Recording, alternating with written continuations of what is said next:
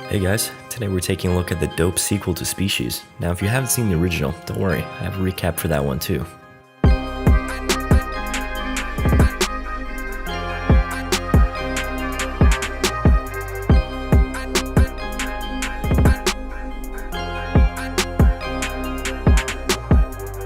A group of astronauts is on their way to Mars.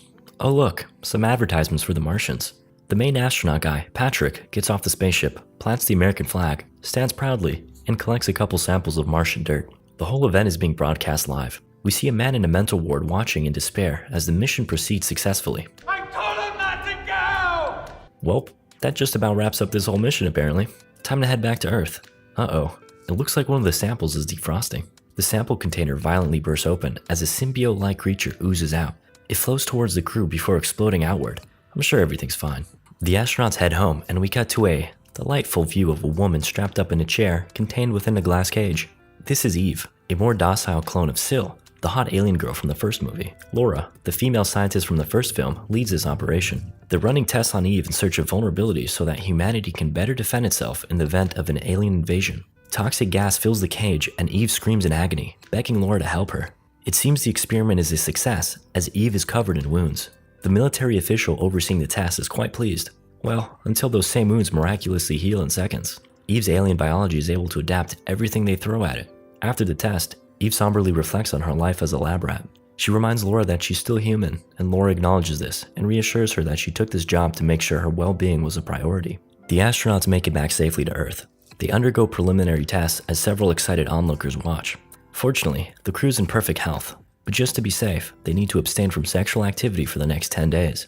They're less than pleased by that news. During a celebratory fundraiser hosted by Senator Ross, Patrick's father, Patrick decides to throw caution out the window as he makes out with the groupie. He's called to the stage to give a speech and he rushes over.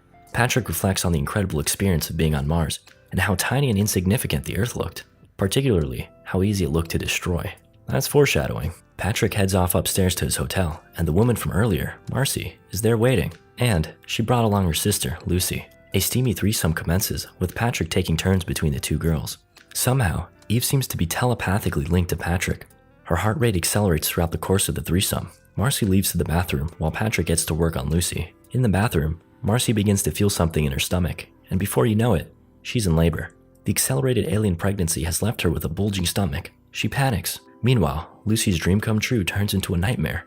As tentacles sprout from Patrick's back, she begs him to stop, but the primal alien DNA has taken over him, and he keeps going. Back in the bathroom, Marcy's belly splits open, and out comes bursting a horrifying alien-human hybrid baby. Back in the lab, Eve's excitement reaches a fever pitch as she crushes a baseball with her hand. Afterwards, Patrick hides his two new sons in a secluded cabin and later confronts his senator father. Patrick tells him that he doesn't feel good and can't remember what happened to him after the fundraiser. His dad is a real no-nonsense guy and tells him to man up. He also knows what he's been up to. You keep your dick in your pants and your eyes on the prize. We cut to one of the Mars mission scientists, Dr. Arinsky, desperately trying to contact Dr. Cromwell, the nutcase from earlier. Apparently, they were former colleagues. Arinsky examines Patrick's blood and sees the alien DNA taking over. Before Arinsky manages to speak with Cromwell, a beaker containing Patrick's blood tips itself over and shatters. Something's not right with this blood.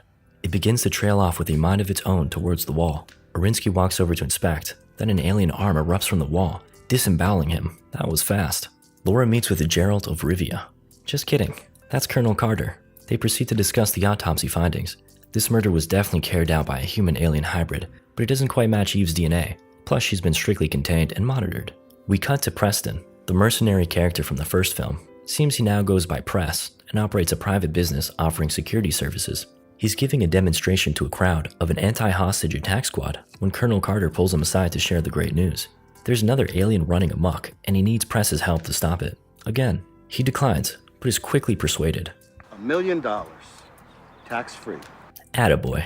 Colonel Carter takes Press to the lab where Eve is being held. Eve and Press lock eyes before Laura angrily escorts him away.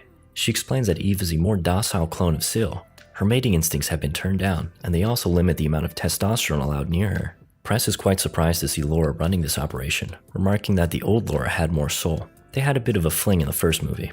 They bicker a bit before the Colonel sets them straight. You killed one of these alien things before, do it again. After going over Arinsky's phone records, Press and Laura decide to check up on Dr. Cromwell, the former scientist that was exiled to a loony bin. He explains that he was tasked with examining a Martian meteorite that landed in Antarctica a few years ago. It contained fossilized life from another galaxy.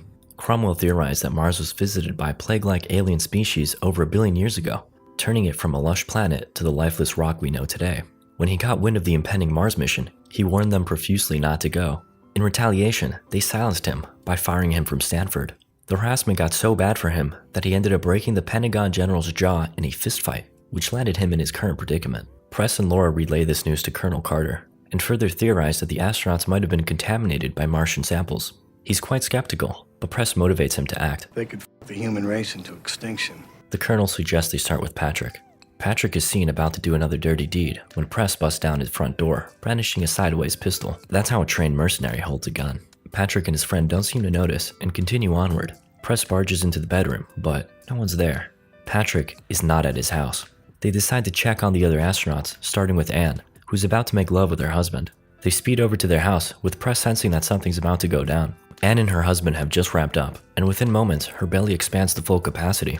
Her belly bursts, and the terrifying alien inside her flings a tentacle appendage towards her husband's face, mutilating and killing him near instantly. Press and Laura run up the stairs and bust in. He shoots the alien, and Laura sprays it with some kind of gaseous weapon her lab devised. Anne is unfortunately dead. We cut to Dennis on a boat date. He's about to get laid, but gets an untimely interruption instead. They take him to the lab and test his blood while he's interrogated. They ask about Anne's recent behavior, but he claims she's been normal. He demands to know what happened to her, and they break the news. He's shooken up. The situation escalates, with things nearly becoming deadly before the test results come back negative. He's not infected. The morning after his encounter, Patrick awakens to see a dead girl.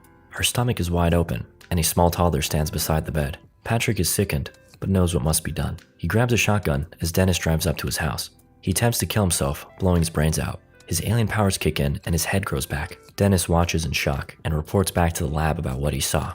He decides to join the effort to stop the calamity from continuing. Patrick's suicide attempt wipes away his inner humanity. He proceeds to go on a hooker killing spree. He runs through quite a number of them and ends up with a small village of children. Not sure how he's feeding them all. Eve feels every encounter Patrick has, prompting Colonel and Laura to discuss Eve's latent telepathic abilities. Her alien side is suppressed, but can be opened up with radiation. Laura doesn't want to do it, aware of the pain it will cause Eve, but Eve is willing to help and undergoes the procedure. Her inner alien is awakened, and she can now see everything that Patrick does.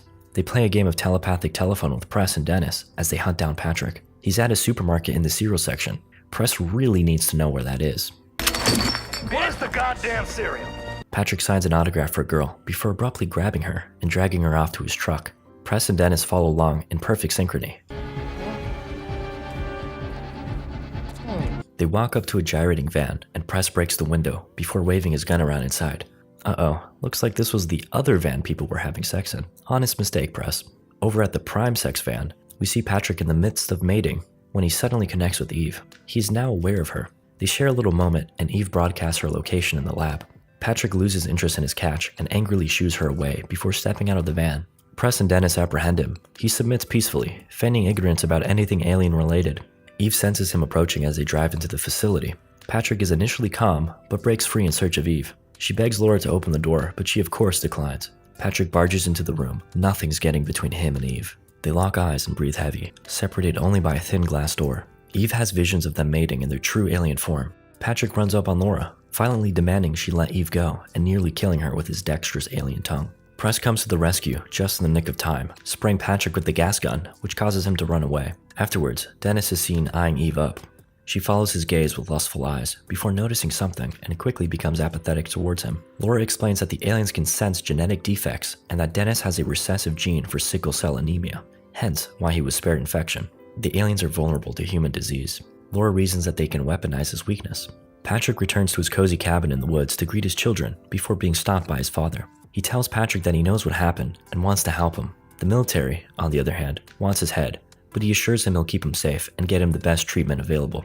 Patrick embraces his father and cries for help. They share a heartwarming moment before Patrick's inner alien awakens, sending a tentacle up his father's gut and through his mouth. Patrick's gaze turns dead as he looks upon his offspring. Time to eat up. Back at the lab, Laura has synthesized a toxin using Dennis's blood that should neutralize the aliens.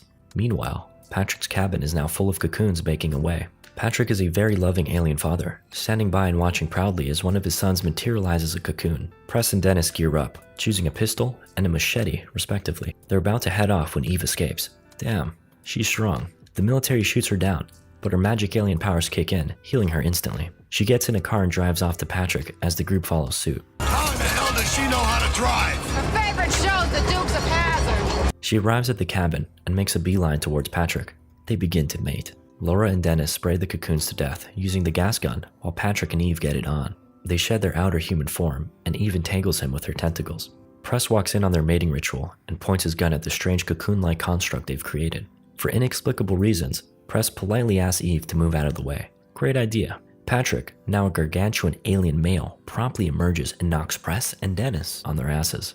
Laura pleads with Eve to help them, and she complies, erecting spikes from her back that impale Patrick. He shrugs it off, then knocks her back before continuing the mating ritual. Eve struggles, and Patrick transforms into a more powerful two-headed alien to restrain her. He finishes up, killing Eve in the process. Laura is heartbroken. Patrick goes back to having one head, then attacks the group, starting with Press, who shoots him, and Laura, who sprays him. Neither are very effective. Dennis cleverly tells Press to use his blood. Press stabs Dennis in the leg with a pitchfork, covering the tips with his DNA. He then hurls the pitchfork at Patrick. It's a critical strike, taking immediate effect. Patrick slumps over and dies.